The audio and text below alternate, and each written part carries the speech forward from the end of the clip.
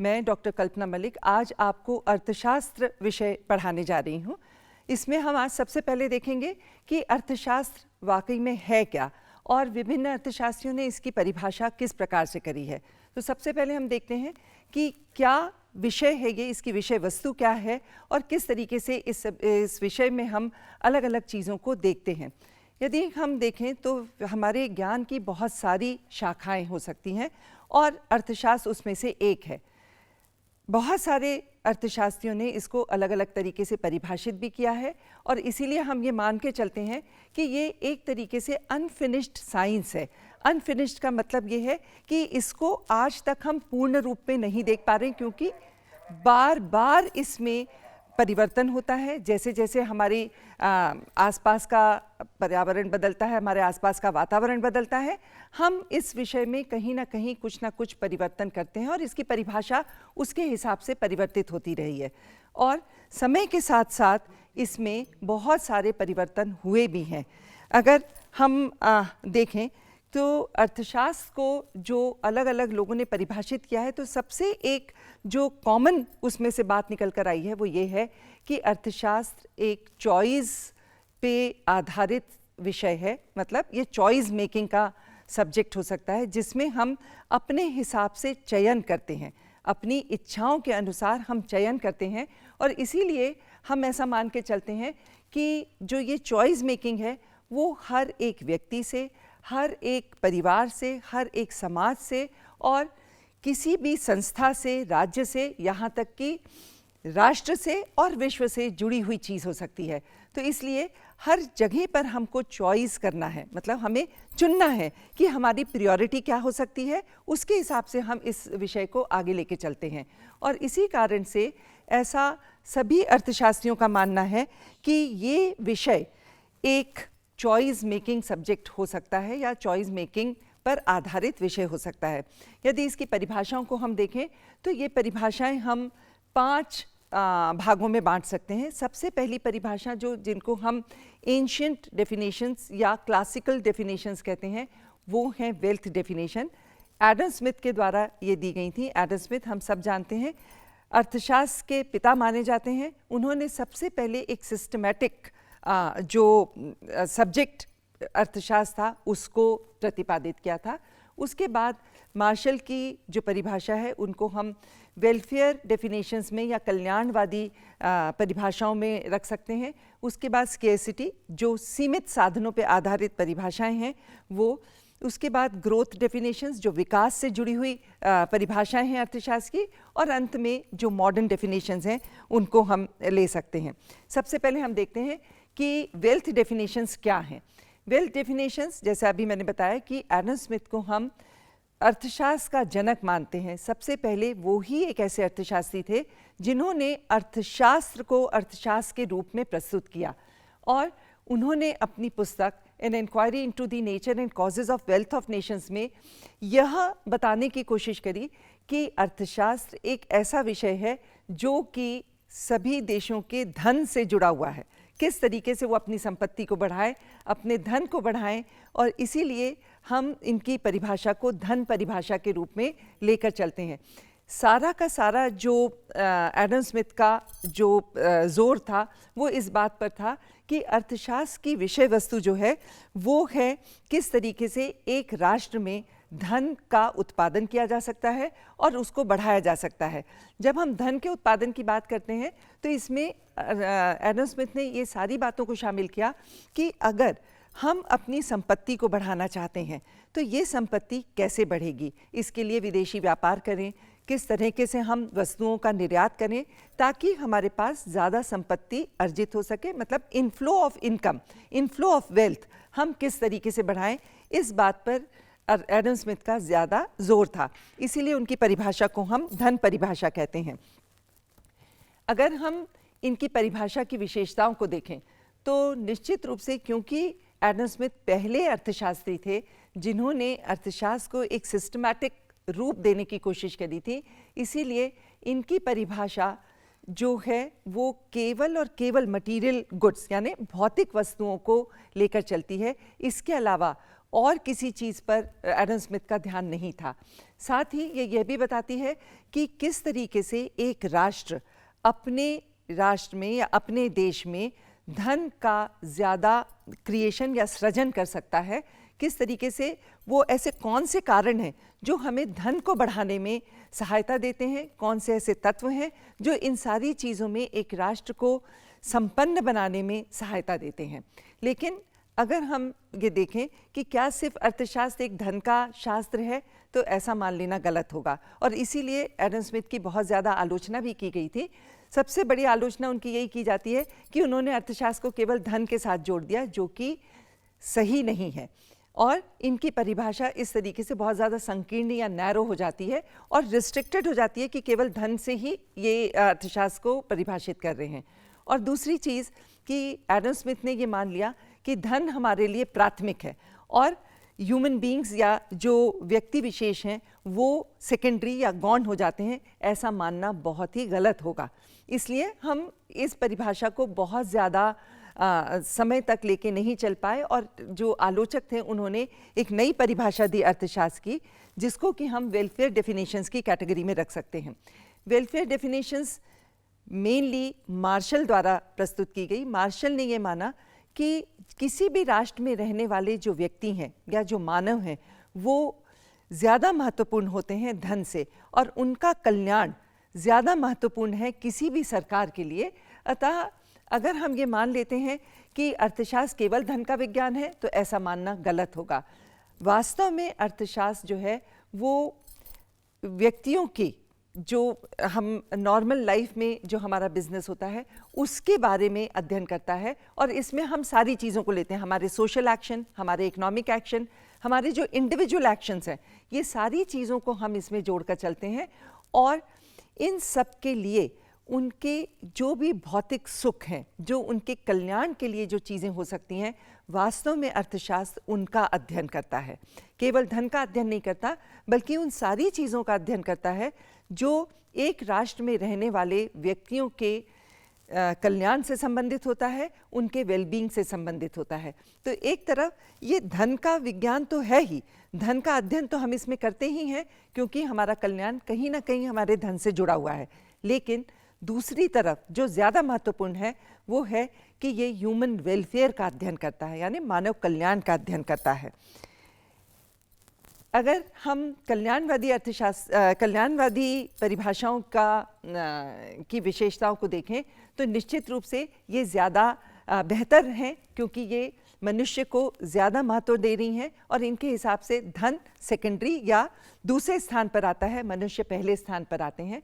और दूसरा कि ये हमारे जो ऑर्डिनरी बिजनेस ऑफ लाइफ, मतलब हम दैनिक दिनचर्या में जो भी काम करते हैं उनसे जुड़ा हुआ शास्त्र है। और जब हम आगे पढ़ेंगे हमारे जो अर्थशास्त्र के नियम वगैरह, जो हमारे सारे जो लॉज आते हैं इसमें, वहाँ हम देखेंगे ही कि अर्थशास्त्र वास्तव में एक व्यक्ति की दैनिक दिनचर्या से कितना ज़्यादा जुड़ा हुआ विषय है। तो ये सारी चीज़ें मार्शल ने सबसे पहले बताने की कोशिश करी थी कि ये अर्थशास्त्र हमारी दैनिक दिनचर्या से जुड़ा हुआ है, इसलिए हम इसमें इन सारी बातों का अध्ययन करते हैं। लेकिन इनकी भी आलोचना की गई और ये मान लिया गया कि मार्शल ने भी अर्थशास्त्र की विषय वस्तु को थोड़ा सा संकीर्ण कर दिया है और केवल ऐसे लोगों से जोड़ दिया है जो कि एक समाज में या एक कम्युनिटी में रहते हैं, बाकी लोगों से इसका बहुत ज़्यादा सरोकार नहीं है। और दूसरी बात कि कल्याण से क्या तात्पर्य है, ये चीज़ भी मार्शल की परिभाषा बहुत ज़्यादा स्पष्ट नहीं करती है। क्या चीज़ हम कल्याण में जोड़ेंगे, क्या कल्याण का मतलब केवल भौतिक कल्याण होता है या अन्य किसी चीज़ को भी हम कल्याण में जोड़ेंगे, ये चीज़ मार्शल की परिभाषा व्यक्त नहीं करती है। तीसरी कैटेगरी जो है वो है स्केर्सिटी डेफिनेशन।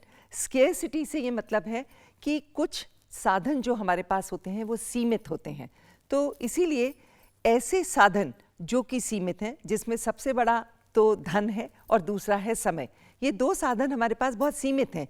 इन दो साधनों की सीमितता के कारण हमें बहुत बार ऐसे एडजस्टमेंट्स करने पड़ते हैं कि हम क्या लें और क्या ना लें, या हम किस चीज़ को चुनें और किस चीज़ को छोड़ दें।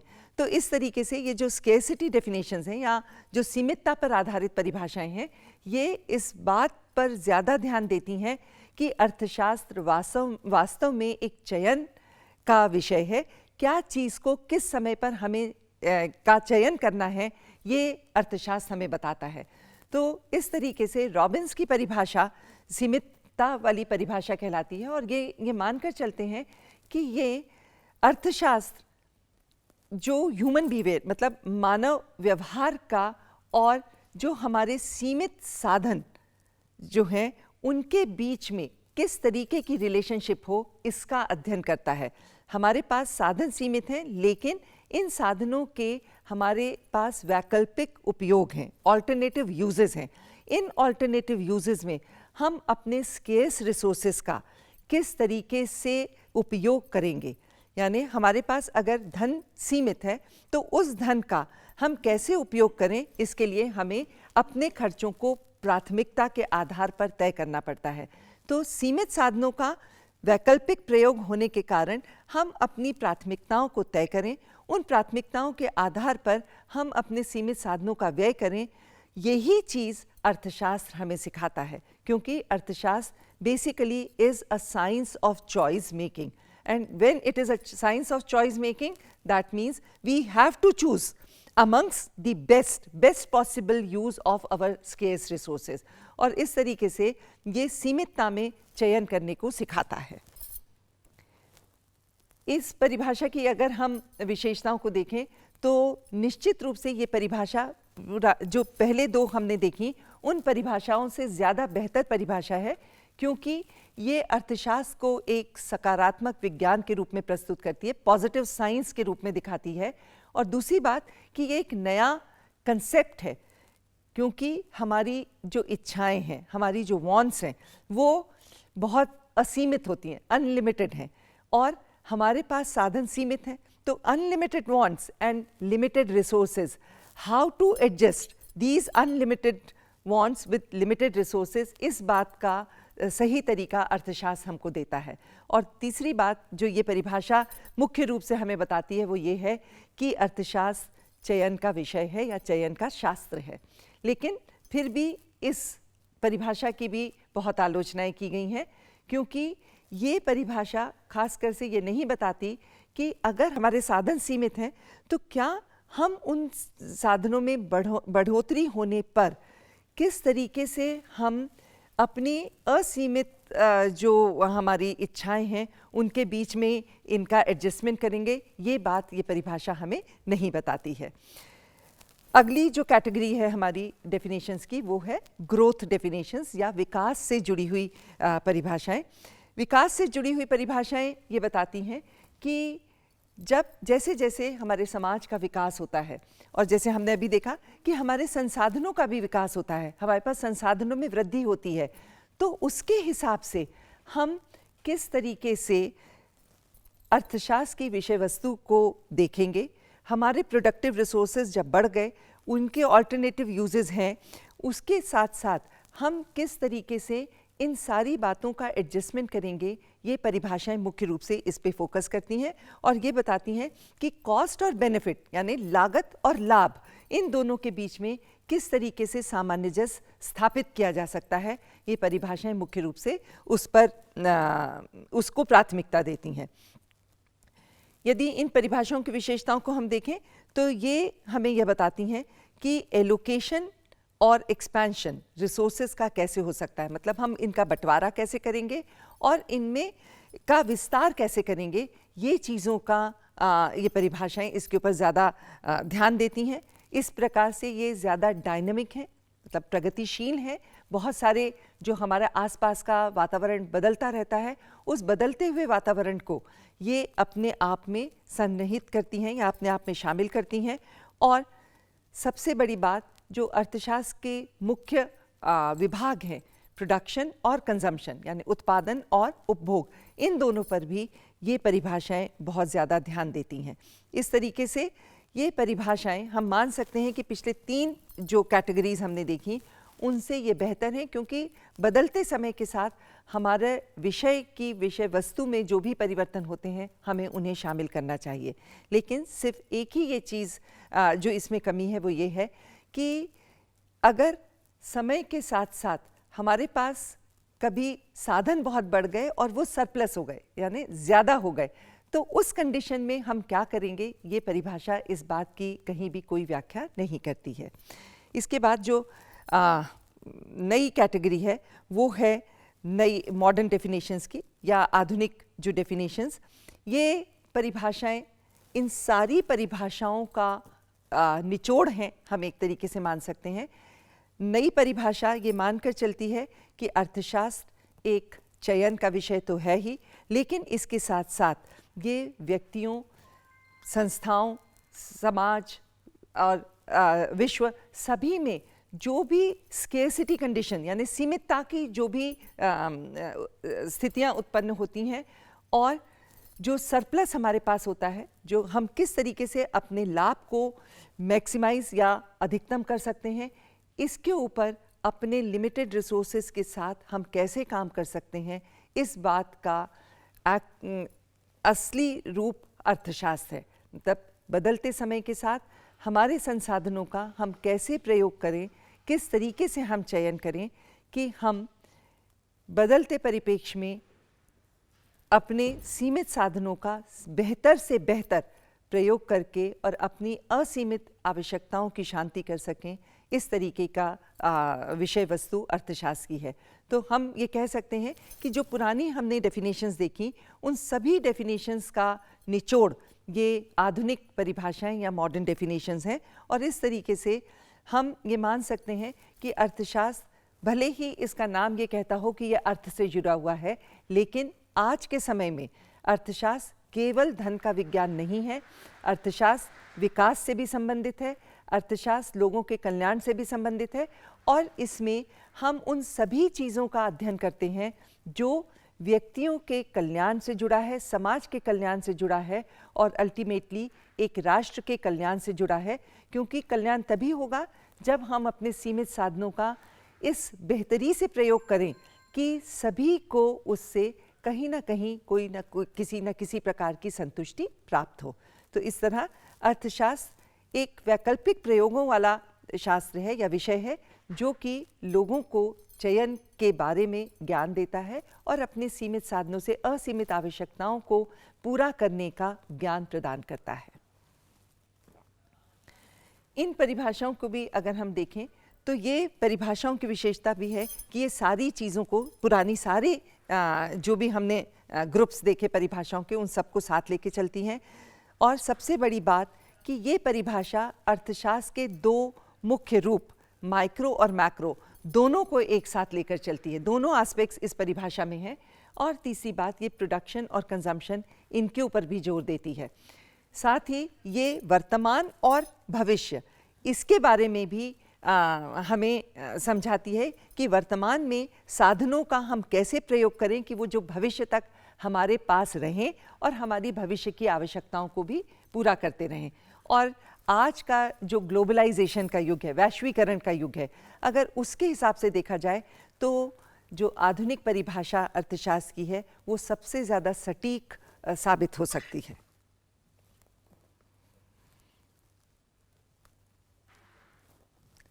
अब हम दूसरे विषय पे चलते हैं। छात्रों, अभी तक तो हमने देखा कि अर्थशास्त्र क्या है, उसको किस तरीके से विभिन्न अर्थशास्त्रियों ने परिभाषित किया। अब हम देखते हैं कि इस विषय के जो मेथड्स हैं, हम किस तरह से इसमें अध्ययन कर सकते हैं। यदि देखा जाए तो किसी भी विषय का अध्ययन करने के लिए या उसमें जो भी हम नियम बनाते हैं, जो उसके लॉज होते हैं, उनका अध्ययन करने के लिए हमें कुछ विधियों का सहारा लेना पड़ता है। इसी तरह से अर्थशास्त्र में भी हम दो विधियों का सहारा लेते हैं, जिनको कि हम इंडक्शन और डिडक्शन, ये दो मेथड्स कहते हैं। खास करके ये जो विधियां हैं हमारे लिए इसलिए उपयोगी हैं कि जो भी हम नियम बनाएंगे, उन नियमों को, क्योंकि हमें उसको जनरलाइज, सामान्य रूप से उसका प्रयोग करना है, तो हम किस तरीके से उन नियमों का प्रयोग करेंगे, ये विधियां उसमें हमारे लिए सहायक होती हैं। पहला हम देखते हैं डिडक्टिव मेथड। डिडक्टिव मेथड को हम फ्रॉम जनरल टू पर्टिकुलर मानते हैं। मतलब हमें एक ग्रुप के ऊपर हमने कोई चीज़ का अध्ययन किया और उससे हम किसी व्यक्ति विशेष पर उसको अगर लागू करने की कोशिश करें तो ये विधि डिडक्टिव मेथड कहलाती है। ये बहुत ही उपयोगी विधि हो सकती है, क्योंकि जितनी भी थियरीज या जितने भी सिद्धांत और नियम अर्थशास्त्र के हैं, ज़्यादातर डिडक्टिव मेथड पर आधारित सिद्धांत हैं। जो इसमें हम स्टेप्स जो यूज़ करते हैं, सबसे पहले हमें अगर हम कोई नियम का प्रतिपादन करना चाहते हैं और हम डिडक्टिव मेथड का यूज़ कर रहे हैं उसमें, तो हम क्या करेंगे? सबसे पहला स्टेप हमारा ये होगा कि हम जो भी हमारी समस्या है, पहले तो हम उसके बारे में जानकारी लें कि किस तरीके की का विषय का हम अध्ययन करना चाह रहे हैं। उसके बाद हमारे पास कौन सी ऐसी टेक्निकल टर्म्स हो सकती हैं जिनका यूज़ हम उसमें करने वाले हैं, उसके हिसाब से हमें कुछ मान्यताएं या अजम्पशंस को लेकर चलना पड़ता है। अजम्पशंस अगर मैं बताऊं आपको, अर्थशास्त्र में सबसे ज़्यादा महत्वपूर्ण स्थान रखती हैं अजम्पशंस या मान्यताएं, इसलिए कि अर्थशास्त्र मानव व्यवहार का शास्त्र है। इसमें जैसे हमने अभी पहले देखा परिभाषाओं में कि अर्थशास्त्र में हम मानव के व्यवहार का अध्ययन कर रहे हैं, और जब हम मानव के व्यवहार का अध्ययन करते हैं, मानव का व्यवहार कभी भी एक समान नहीं होता। हर थोड़े समय में जैसे ही परिस्थितियां बदली, मानव का व्यवहार बदल जाता है। तो जब मानव का व्यवहार एक समान नहीं होता, तो हम अगर ये माने कि हम पूरे राष्ट्र के व्यक्तियों का अध्ययन करना चाहते हैं, तो सभी व्यक्तियों का व्यवहार कैसे एक सा हो सकता है? इस वजह से हमें कुछ मान्यताओं का सहारा लेना पड़ता है, और हम एक ऐसा मान लेते हैं कि अगर इस तरीके की परिस्थितियां रहीं, तो जो हमने निष्कर्ष निकाले हैं वो निष्कर्ष बिल्कुल लागू होंगे। तो ये मान्यताएं अर्थशास्त्र में बहुत ज़्यादा महत्वपूर्ण स्थान रखती हैं, और इनको हम ज़्यादातर ऐसा लेकर चलते हैं, other thing remaining the same, मतलब अन्य चीज़ें सामान्य रहने पर। ये एक इन्वर्टेड कॉमा में हम लेकर चलते हैं हर नियम, हर सिद्धांत के पहले। तो हम उन मान्यताओं को बनाते हैं कि किस तरीके की परिस्थितियों में हम अध्ययन करने वाले हैं, और उसके बाद हम एक हाइपोथेसिस, अपने दिमाग में एक परिकल्पना करते हैं। उसके हिसाब से फिर हम अपनी जो भी हमारी समस्या है उसके समाधान के लिए हम उस परिकल्पना की टेस्टिंग करते हैं। मुख्य रूप से जो स्टेप्स हम डिडक्टिव मेथड में लेते हैं, identifying the problem, defining technical terms and relative variables, उसके बाद हमने अजम्पशंस बना ली, उसके बाद हमने उसका एक लॉजिकल डिडक्शन किया। जो भी हमारी मान्यताएं हैं, जो हमारी समस्या थी, उसका हमने अध्ययन किया, उसके बाद हम उससे इम्प्लीकेशंस ड्रॉ करेंगे, कंक्लूजन्स ड्रॉ करेंगे। इसके बाद हमने फॉर्मुलेशन ऑफ हाइपोथेसिस, हमने एक परिकल्पना बनाई। परिकल्पना बनाने के बाद हमने कुछ ऐसी कंडीशंस, अपने आसपास की परिस्थितियों का निर्माण किया जिसमें अगर हमने उस परिकल्पना को टेस्ट करना चाहा तो हमारे को किस तरीके के निष्कर्ष मिल रहे हैं। इसके बाद हम जो भी प्री कंडीशंस हैं हमारी एग्रीमेंट में, उनके साथ हम अपने जो हमारे निष्कर्ष निकले हैं उनका हम अध्ययन करते हैं या उनकी हम टेस्टिंग करते हैं। डिडक्टिव मेथड क्योंकि बहुत ज़्यादा प्रयोग में लाया जाने वाली विधि है ये, इससे हमें क्या फ़ायदे हो सकते हैं या इसमें कौन से ऐसे गुण हैं जिसकी वजह से ये बहुत ज़्यादा प्रयोग में लाया जाता है।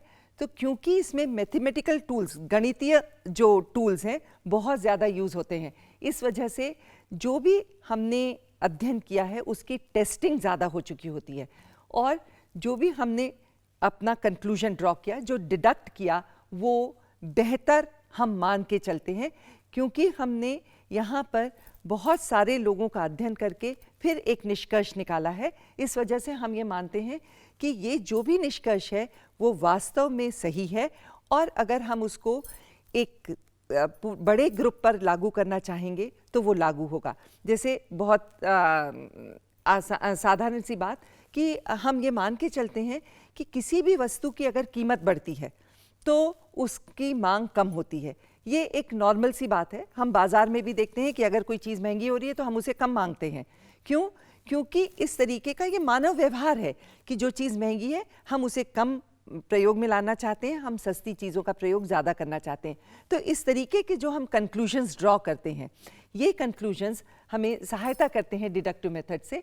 दूसरी बात कि क्योंकि ये ज़्यादा लॉजिक है, हमने लॉजिकल टेस्टिंग भी करी, तो जो भी हमारी अर्थशास्त्र के सिद्धांत हैं वो ज़्यादा अच्छे इससे बन सकते हैं बजाय इंडक्टिव मेथड के। यहाँ के कंक्लूजन्स ज़्यादा टेस्टेड कंक्लूजन्स माने जाते हैं।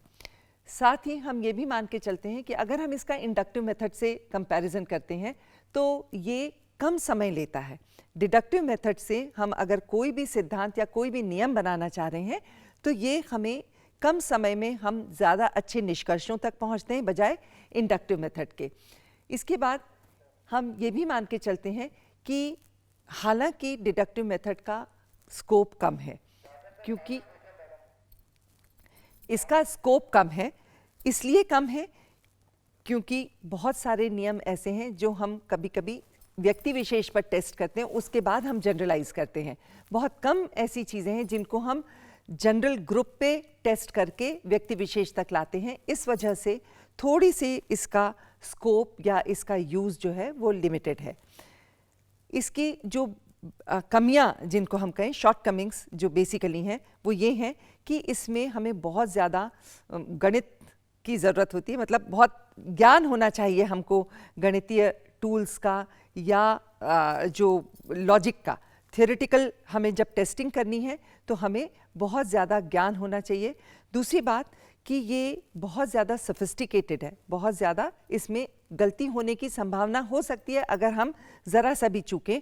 इस वजह से अगर हमने कुछ गलत मान्यताएं ले लीं, अनरियलिस्टिक अजम्पशंस ले लीं, तो हमारे निष्कर्ष निश्चित रूप से गलत होने की संभावना होगी और वो जिस तरह से हम उनका प्रयोग करना चाहते हैं हम उनका प्रयोग नहीं कर पाएंगे।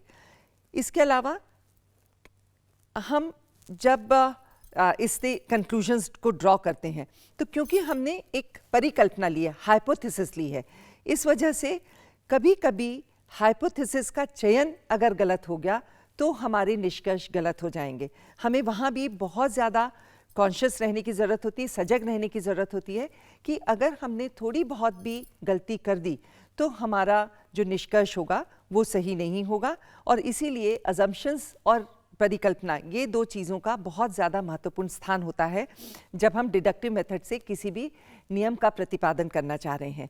और जो भी हमने अजम्पशंस ली हैं, अगर उनको हम हटाते हैं तो क्या वो निष्कर्ष हमारे काम के रहेंगे या नहीं रहेंगे, ये चीज़ भी हमको देखनी पड़ती है। ज़्यादातर अजम्पशंस को हटाने पे या मान्यताओं को हटाने पर हमारा जो भी निष्कर्ष है वो वैलिड नहीं हो पाता है।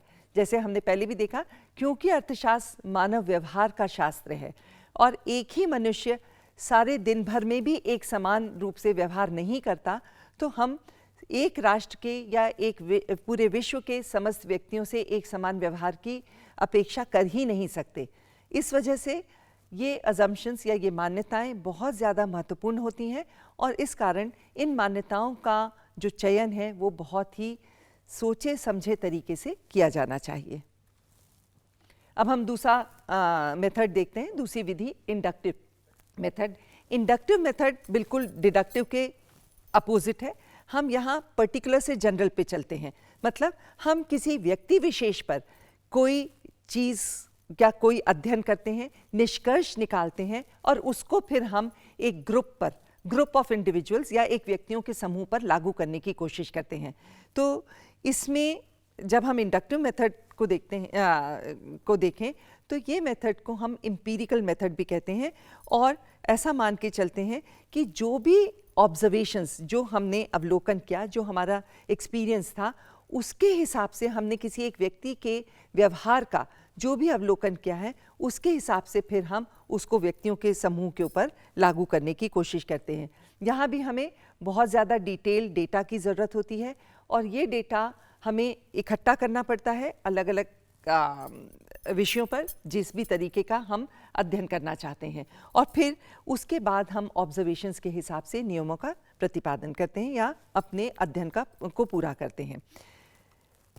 इसमें हमें बहुत सारे ऑब्जर्वेशंस या बहुत सारी एक व्यक्ति के बहुत ही ज़्यादा सूक्ष्म अवलोकन की ज़रूरत होती है, क्योंकि जब हम एक व्यक्ति के व्यवहार का अध्ययन कर रहे हैं तो हमें बहुत ज़्यादा ये ध्यान रखना है कि क्योंकि उससे हम कुछ निष्कर्ष निकालने वाले हैं और उसको फिर हम एक ग्रुप पे अप्लाई करने वाले हैं, तो वहाँ हमसे कोई चूक नहीं होनी चाहिए।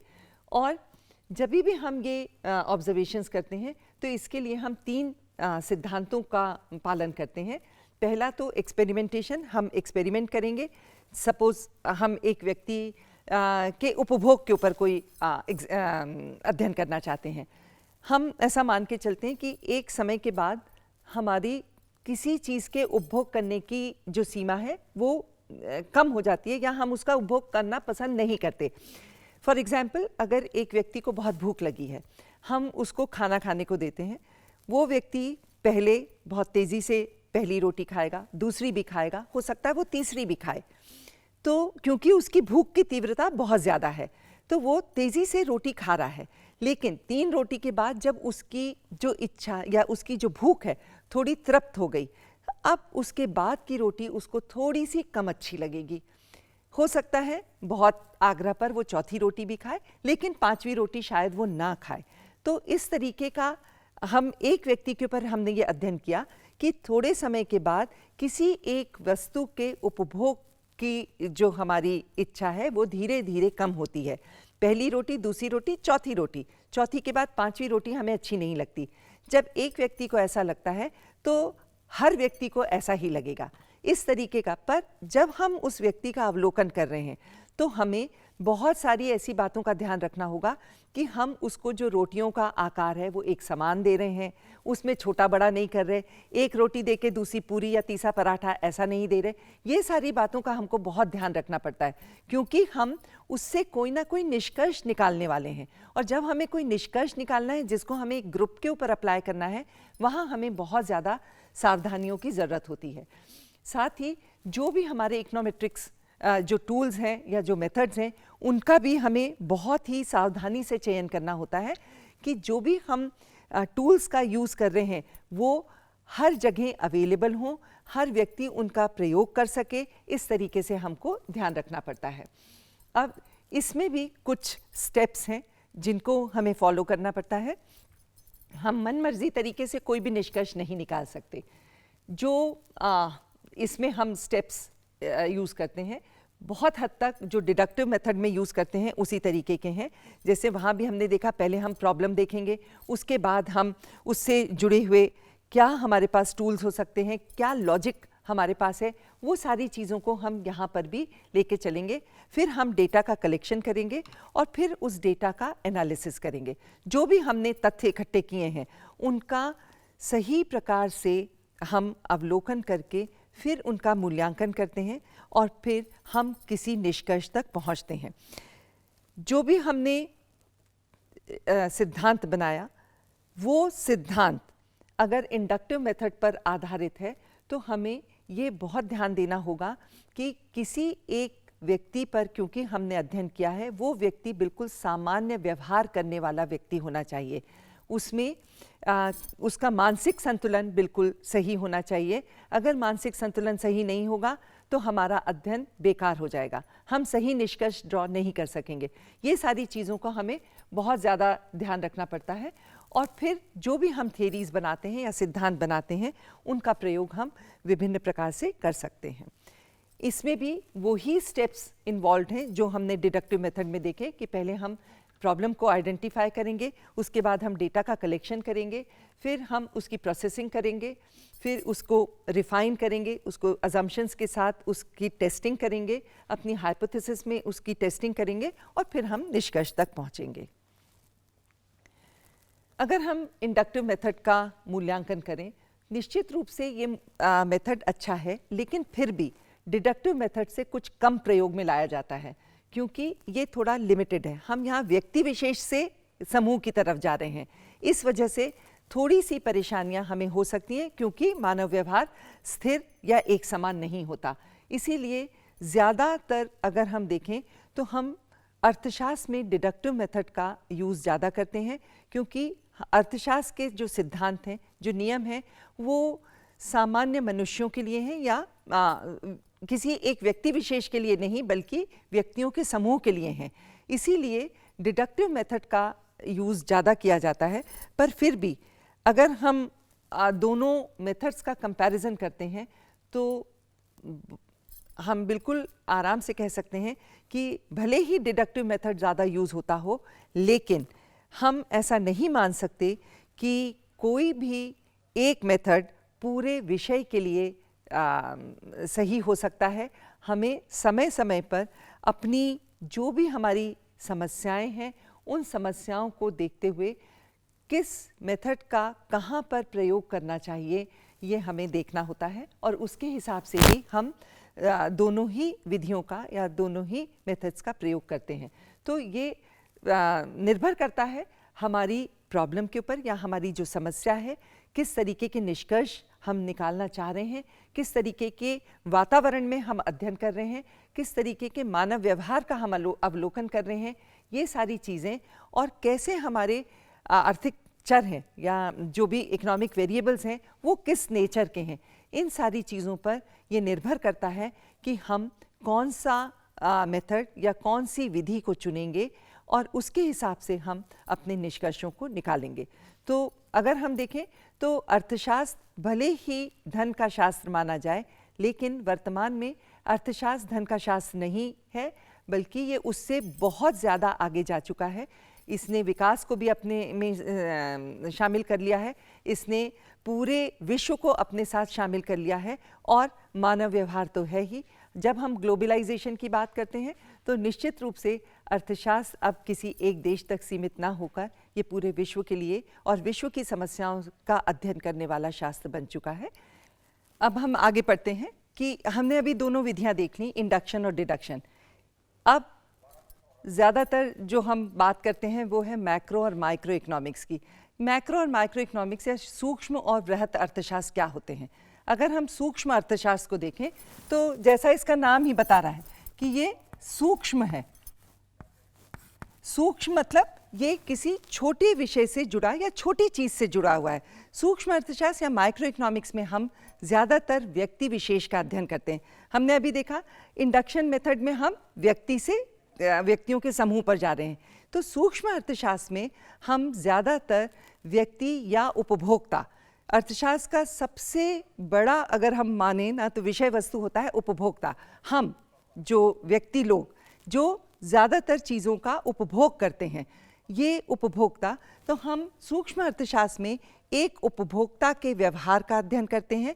और जब हम एक उपभोक्ता या इंडिविजुअल की बात कर रहे हैं तो अकेला व्यक्ति यहाँ नहीं आता, इसमें हम व्यक्ति के साथ एक फर्म का भी अध्ययन करते हैं। एक इंडिविजुअल फर्म क्या बना रही है, उसका उत्पादन किस तरीके से वो करती है, किस तरीके से वो अपने संतुलन की तरफ जाती है, इन सारी चीज़ों का अध्ययन हम सूक्ष्म अर्थशास्त्र में करते हैं। पर अगर हम विश्व संबंधित कोई समस्या का अध्ययन कर रहे हैं और उसमें हम अगर भारत का कोई उदाहरण लें तो वहाँ भारत फिर एक माइक्रो इकोनॉमिक्स का सब्जेक्ट मैटर हो जाएगा, तब वो मैक्रो इकोनॉमिक्स नहीं रहेगा। लेकिन अलग तरह से अगर हम देखें तो जब हम बृहत अर्थशास्त्र की बात करते हैं तो हम बृहत अर्थशास्त्र में उन सारी समस्याओं का अध्ययन करते हैं जो कि एक राष्ट्र से जुड़ी हुई होती हैं। मतलब अगर हम भारत में बेरोजगारी, गरीबी या कुल उत्पादन, निर्यात, आयात, इस तरह की बातों का अगर हमें अध्ययन करना है तो वैसे वो बृहत या मैक्रो इकोनॉमिक्स की विषय वस्तु है। लेकिन अगर हम पूरे विश्व के संदर्भ में भारत का अध्ययन कर रहे हैं तो फिर वो माइक्रो इकोनॉमिक्स का एक सब्जेक्ट मैटर बन जाएगा। तो इस तरीके से जब हम व्यक्ति विशेष की यहाँ पर बात कर रहे हैं तो व्यक्ति विशेष की मांग, विभिन्न वस्तुओं की एक व्यक्ति के द्वारा जो भी मांग की जाती है, इसका अध्ययन हम माइक्रो इकोनॉमिक्स में करते हैं। फर्म की अगर हम बात करें तो पूर्ति या सप्लाई, फर्म किस तरीके से वस्तुओं की सप्लाई करती है, इसका अध्ययन हम माइक्रो अर्थशास्त्र में करते हैं। तो ये दो भी विधियां अर्थशास्त्र की विधियां हैं। हम कुछ समस्याओं को जो कि छोटे स्तर पर होती हैं या व्यक्ति विशेष से जुड़ी हुई होती हैं, किसी एक यूनिट से जुड़ी हुई होती हैं, उनको सूक्ष्म अर्थशास्त्र में लेते हैं। और मैक्रो इकोनॉमिक्स या बृहत अर्थशास्त्र में हम ऐसी समस्याओं को लेते हैं जो कि जिनका नेचर पूरे राष्ट्र से जुड़ा हुआ होता है या वो उस नेचर की होती हैं जो पूरे राष्ट्र की समस्या के रूप में होती हैं। जैसे हमने पहले देखा गरीबी या बेरोजगारी, ये समस्याएं ऐसी हैं जो भारत से जुड़ी हुई हैं। तो इसलिए ये समस्याओं को हम बृहत अर्थशास्त्र में लेंगे। अब अगर हम मांग की बात करें, मांग क्या होती है?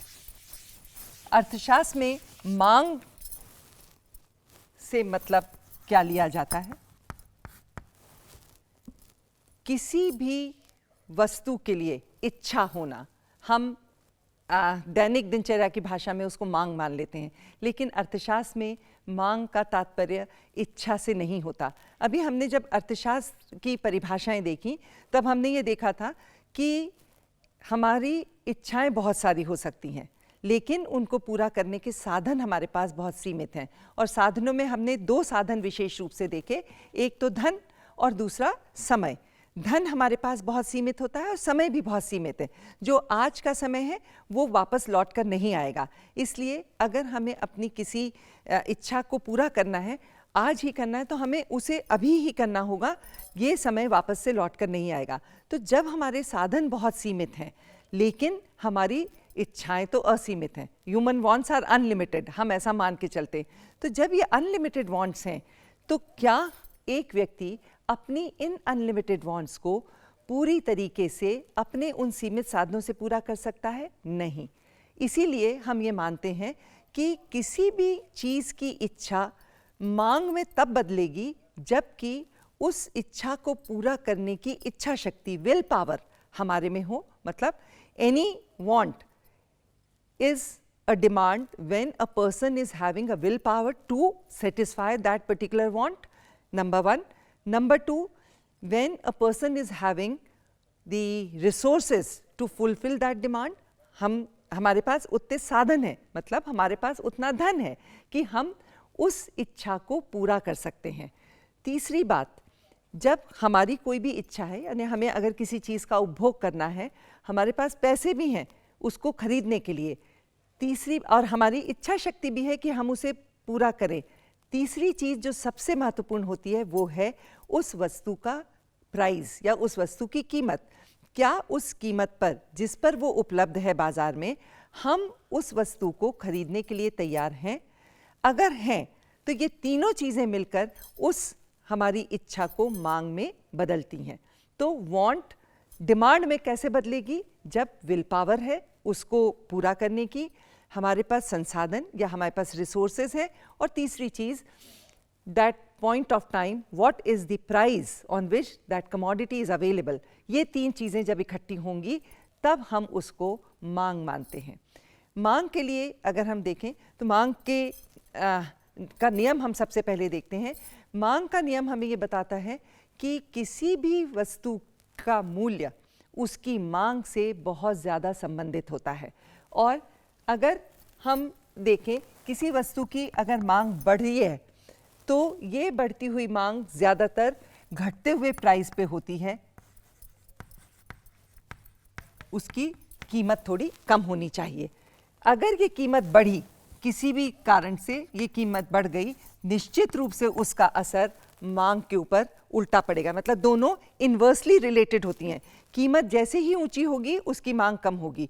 क्यों? क्योंकि हम बार बार इसी बात को कहते आ रहे हैं कि हमारे पास संसाधनों की कमी होती है, हमारे साधन सीमित हैं, स्केर्स रिसोर्सेज हैं। अब जब हमारे स्केर्स रिसोर्सेज हैं तो उन स्केर्स रिसोर्सेज से हम अपनी हर इच्छा या अपनी हर मांग को पूरा नहीं कर सकते। तब जैसे हमने पढ़ा कि रॉबिन्स ने माना है अर्थशास्त्र चयन का विषय है, तो अब हमारे लिए वो चीज़ आती है, जैसे ही वस्तु की कीमत बढ़ती है हम उस वस्तु की मांग को कम करते हैं, यानी अब हम चयन करना चाहते हैं कि इस वस्तु की जगह हम दूसरी कौन सी वस्तु का उपभोग कर सकते हैं। तो इस तरीके से हम अपनी जो मांग है या हमारी जो इच्छाएं हैं उनको क्रमबद्ध या प्रायोरिटाइज कर लेते हैं कि हम सबसे पहले किस इच्छा को पूरा करेंगे, फिर किसको, फिर किसको, फिर किसको। इस तरीके से हम अपनी इच्छाओं के बीच में से चयन करते हैं। जो सबसे तीव्र हमारी इच्छा होगी उसका हम सबसे पहले उस इच्छा को पूरा करने की कोशिश करेंगे। अब मांग के नियम को अगर हम देखें तो उसके लिए हम ये मान के चलते हैं कि मांग का नियम वस्तु की कीमत और वस्तु की मांगी गई मात्रा के बीच में संबंध को व्यक्त करता है। मतलब the price of a commodity and the quantity demanded. Quantity demanded का मतलब है कि उस दिए हुए मूल्य पर बाजार में उस वस्तु की कितनी इकाइयों की मांग की जाएगी। ज़्यादातर हम ये दो चीज़ों को लेकर चलते हैं और हम इसके आधार पर एक मांग तालिका का निर्माण करते हैं। मांग तालिका वस्तु के विभिन्न मूल्यों पर उसकी मांगी गई जो मात्राएं हैं उसको दिखाती है, और इसको हम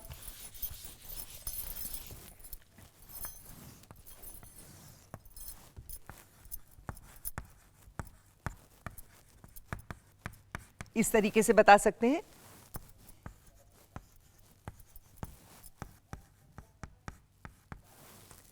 वस्तु की कीमत 1 रुपये थी तो उसकी 10 इकाइयों की मांग की जाती है।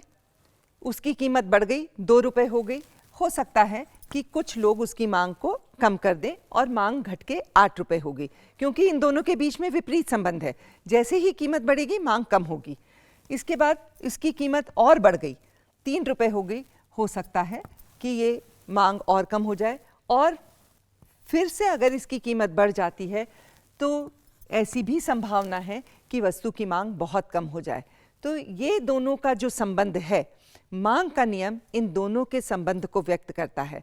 और अगर हम मांग वक्र को बनाएं तो मांग वक्र इन दोनों के संबंध को ही दिखाता है, और इसको हम ये मान के चलते हैं कि मांग वक्र सदा ऊपर से नीचे गिरता हुआ होता है।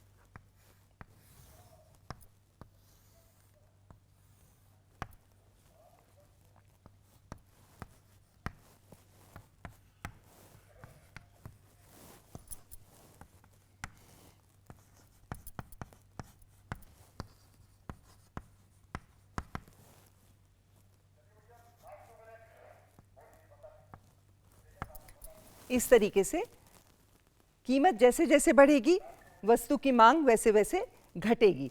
हम इस तरीके से चलेंगे यहाँ पर और यहाँ पर इस तरीके से। इन सब बिंदुओं को अगर हम जोड़ते हैं तो जो वक्र हमें मिलता है वो मांग वक्र कहलाता है। मांग वक्र हमेशा ऊपर से नीचे गिरता हुआ होता है, क्योंकि ये इन दोनों के विपरीत संबंध को स्पष्ट करता है। इस वजह से ये ऊपर से नीचे गिरता हुआ ही रहेगा, लेकिन इसकी ढाल हमेशा ऋणात्मक होगी। मांग वक्र कभी भी नीचे से ऊपर नहीं चढ़ता। कुछ कंडीशंस में, कुछ ऐसी परिस्थितियां होती हैं जिनमें मांग वक्र ऊपर जा सकता है। उसका हम आगे पढ़ेंगे कि किस तरीके से, किन परिस्थितियों में मांग वक्र नीचे से ऊपर की ओर जाता हुआ होता है। तो आज के लिए इतना ही।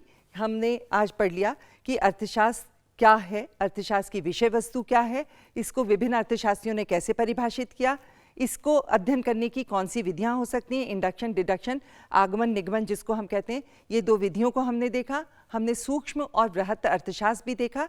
इसके साथ हमने सूक्ष्म अर्थशास्त्र की जो विषय वस्तु सबसे इम्पॉर्टेंट मांग, हमने उसके बारे में भी अध्ययन किया।